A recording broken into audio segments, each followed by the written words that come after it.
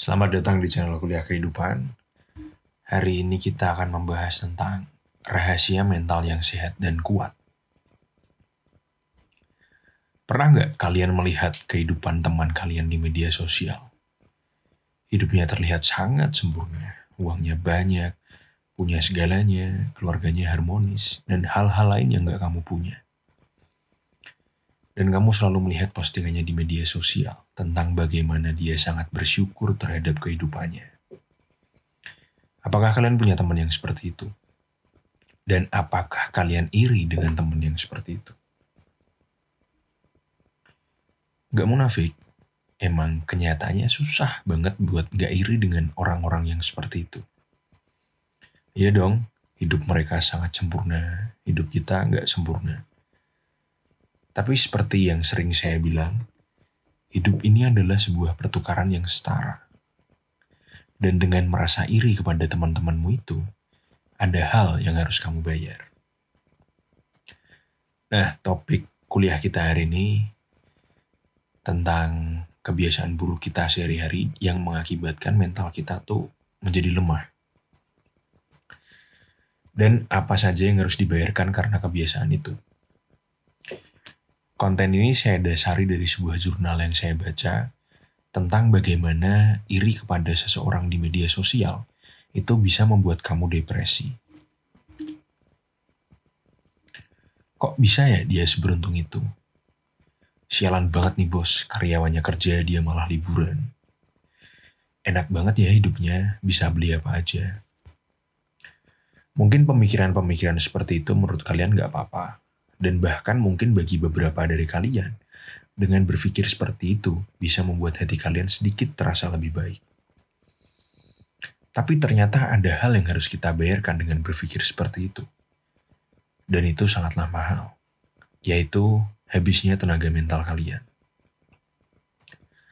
Menurut saya, ada 3 pandangan yang bisa menghancurkan kehidupan kita, yang bisa membuat kita nggak berfungsi dengan normal dan menyedot habis tenaga mental kita.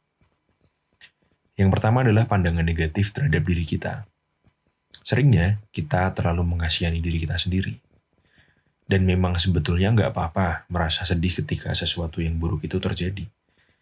Tapi yang saya maksud tuh, ketika kamu memulai memikirkan masalah itu secara berlebihan, dan akhirnya tanpa kamu sadari, sudah membesar-besarkan masalahmu. Contohnya ketika kamu berpikir, kenapa saya selalu gagal dalam urusan cinta? Kenapa saya selalu kalah ketika berjudi? Kenapa saya goblok banget gak bisa masuk universitas yang saya mau? Kenapa saya gak segera dapat pekerjaan? Dan sebagainya. Berpikir seperti itu membuat hidup kalian stuck. Membuat kalian terlalu memikirkan masalah itu dan pada akhirnya menghalangi kalian untuk menemukan solusi atas permasalahan itu. Karena kalian terlalu sibuk memikirkan masalah itu. Yang kedua adalah pandangan negatif terhadap orang lain. Terkadang, seringnya, kita berpikir bahwa orang lain selalu ingin mengontrol kita. Dan bayaran dari berpikir seperti ini adalah kita membuang tenaga mental kita dengan sia-sia. Contohnya nih, bosmu belum juga pulang, padahal jam kantor seharusnya udah selesai. Karena kamu gak enak untuk pulang lebih dulu, secara gak sadar kamu akan berpikir, ya ngelembur lagi deh malam ini. Bahkan sebelum fix ngelembur, tenagamu sudah habis karena kamu berpikir seperti itu. Yang padahal semua itu belum terjadi kan? Dan ketika itu beneran gak terjadi, kamu udah terlanjur capek dan tenagamu sudah berkurang banyak karena berpikir seperti itu. Akhirnya kamu pulang ke rumah dan mengakhiri hari dengan lemas dan bad mood. Atau ketika di suatu hari Minggu, ketika bangun tidur kamu merasa sangat fresh, tenagamu terasa sangat banyak, dan kamu berniat untuk bersih-bersih rumah di hari itu. Ketika kamu baru aja mau ambil sapu, ibumu tiba-tiba bilang, "Kak, lantainya jangan lupa disapu ya." Padahal kamu kan baru aja mau ambil sapu. Tapi tiba-tiba kamu merasa bad mood, dan seketika tenagamu habis dan kamu merasa lemas. Yang padahal apa yang kamu mau lakukan dan apa yang ibumu suruh itu sesuatu hal yang sama kan? Kamu bad mood karena kamu merasa bahwa ibumu itu ingin mengontrolmu untuk melakukan sesuatu. Oke, lanjut yang ketiga. Yang ketiga adalah pandangan negatif terhadap dunia. Seringnya kita menuntut dan berekspektasi kepada dunia atas sesuatu. Contohnya, kita sering berpikir, kalau aku kerja terus, pasti nanti aku akan kaya. Kalau aku belajar terus, pasti nanti nilaiku akan bagus. Kalau aku melakukan kebaikan, pasti nanti kebaikan akan datang kepadaku. Harga yang harus kamu bayar ketika menuntut semua itu adalah kekecewaan. Saya tahu buat merubah semua pandangan itu sangat sulit, karena kita sudah hidup bertahun-tahun dengan pandangan itu, tapi sulit bukan berarti tidak mungkin. Karena saya yakin ada suatu waktu di hidupmu nanti, ketika kamu akan melakukan sesuatu yang besar, dan itu membutuhkan tenaga mental yang banyak. Sedikit cerita, waktu itu saya masih muda, mungkin umur 25. Waktu itu saya merasa sangat hebat. Seorang entrepreneur muda, saya sudah punya rumah, punya mobil, saya merasa saya punya segalanya. Saya yakin masa depan saya nanti pasti akan cerah dan gak akan kekurangan uang. Tapi semua itu berubah ketika saya dapat telepon dari asisten saya. Dia bilang ada suatu masalah di perusahaan dan masalah itu akhirnya mengakibatkan saya rugi besar. Akhirnya gak lama kemudian saya dinyatakan bangkrut dan semua aset saya hilang. Ditambah saya masih harus menanggung banyak sekali hutang. Akhirnya saya terpaksa kembali ke rumah orang tua. Di rumah orang tua kurang lebih setengah tahun saya nggak melakukan apa-apa. Cuman nganggur aja dan mencoba untuk mencari kesempatan lain. Hingga akhirnya kakak saya ngasih saya modal supaya saya bisa bangkit lagi. Oh ya, BTW, saya bukan datang dari keluarga yang kaya, bahkan untuk menguliahkan saya, orang tua saya tuh harus bekerja keras dan terseok-seok. Jadi saya yakin uang yang diberi kakak saya itu mungkin semua tabungan yang dia punya saat itu. Akhirnya uang tersebut saya buatkan sebuah usaha, tapi selama 1 tahun lebih, usaha itu nggak berkembang besar. Uang yang saya dapatkan cuma cukup untuk membayar utang dan memenuhi kebutuhan sehari-hari saya. Dan pada akhirnya, usaha saya kalah dengan kompetitor dan bangkrut. Saya pun mulai menyalahkan diri saya. Ya dong, saya melakukan sesuatu, saya yakin apa yang saya lakukan tuh dengan segenap jiwa saya, dengan sekuat hati saya. Saya melakukannya dengan sungguh-sungguh, tapi masih saja gagal. Saya mulai menyalahkan diri saya, kehidupan saya mulai berantakan, dan pada akhirnya saya mulai kecanduan alkohol.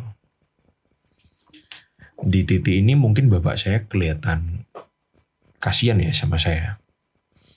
Akhirnya beliau memberi saya sebuah aset tanah warisan di desa untuk saya gunakan. Terserah mau diapakan. Akhirnya setelah berpikir panjang, saya memutuskan untuk menjual tanah itu dan terjun ke bisnis lagi. Karena saya yakin kali ini saya nggak akan gagal. Saya punya ilmunya dan selama saya di rumah, saya nggak diam aja. Saya masih terus belajar dan menjaga network. Tapi ternyata kenyataannya nggak seindah itu. Saya gagal lagi. Saya jadi pengangguran lagi di usia 28 tahun. Saya mengutuk dunia dan mengutuk diri saya sendiri. Kenapa saya harus gagal lagi dan lagi? Waktu itu yang saya pikirkan adalah dunia nggak adil. Tapi tiba-tiba saya tersadar akan sesuatu. Bahwa dengan berpikir seperti itu hanya akan membuat saya stuck dan jalan di tempat. Tapi di dalam lubuk hati saya yang paling dalam ya, saya juga yakin mungkin jika waktu itu saya gagal sekali lagi, saya bisa gila. Akhirnya saya merenung dan memikirkan bagaimana cara saya bisa memutarbalikkan keadaan. Saya tulis semua apa aja yang ada di pikiran saya, dari mulai ide, pemikiran, hal-hal positif tentang saya, hal-hal negatif tentang saya, apa yang ada di kehidupan saya, dan pokoknya semua yang saya bisa pikirkan waktu itu. Dan saya bikin list tentang apa saja faktor yang membuat saya gagal dan stuck. Pada akhirnya, perjalanan hidup saya mengajarkan kepada saya tentang apa saja yang bisa membuat mental kita kuat. dan tahan gempuran di dunia yang gak asik ini. Salah satunya adalah tentang kebiasaan buruk dan pola pikir yang buruk. Kesehatan mental itu mirip dengan kesehatan fisik. Kalau kamu pengen sehat dan kuat secara fisik, kamu gak cuma harus olahraga, tapi juga harus menjaga pola makan yang baik. Kesehatan mental juga sama. Kalau kamu pengen sehat dan kuat secara mental, kamu harus punya kebiasaan baik. Misalnya, beribadah, belajar, meditasi, olahraga, dan sebagainya. Tapi kamu juga harus menghilangkan sifat dan kebiasaan burukmu.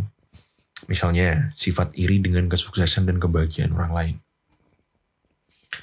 Terus gimana Pak cara melatih otak dan pikiran kita agar menjadi lebih baik? Caranya adalah dengan refleksi terhadap 3 hal yang saya sebutkan tadi. Yang pertama, pandanganmu terhadap dunia. Yang kedua, pandanganmu terhadap orang lain. Dan yang ketiga, pandanganmu terhadap dunia. Terus kamu coba ganti pandangan-pandangan yang negatif itu menjadi lebih positif. Kalau tips dari saya, seringnya pandangan negatif terhadap diri kita itu didasari oleh ketidaknyamanan kita terhadap perasaan kita. Entah itu perasaan sedih, terluka, marah, takut. Pokoknya semua hal yang membuat kita tidak nyaman. Jadi kita secara tidak sadar berusaha untuk menghindari ketidaknyamanan itu. Kita mencoba untuk kabur dari semua itu. Dengan cara mendistraksi diri kita dengan hal-hal yang tidak bermanfaat. Misalnya, dugem, mabuk, party, ngegame seharian, mukbang, dan sebagainya. Tapi semua itu kan cuma distraksi sesaat. Yang ketika semua itu sudah selesai, ya perasaan itu datang lagi. Dan malah mungkin kamu akan semakin terluka. Nah, kalau kamu sedang mengalami perasaan tidak nyaman itu, kamu bisa coba untuk terima semua itu dan hadapi aja. Karena semua itu pasti akan terlewat. Dan ketika sudah terlewat, pasti saya jamin kamu akan move on dan percaya diri lagi.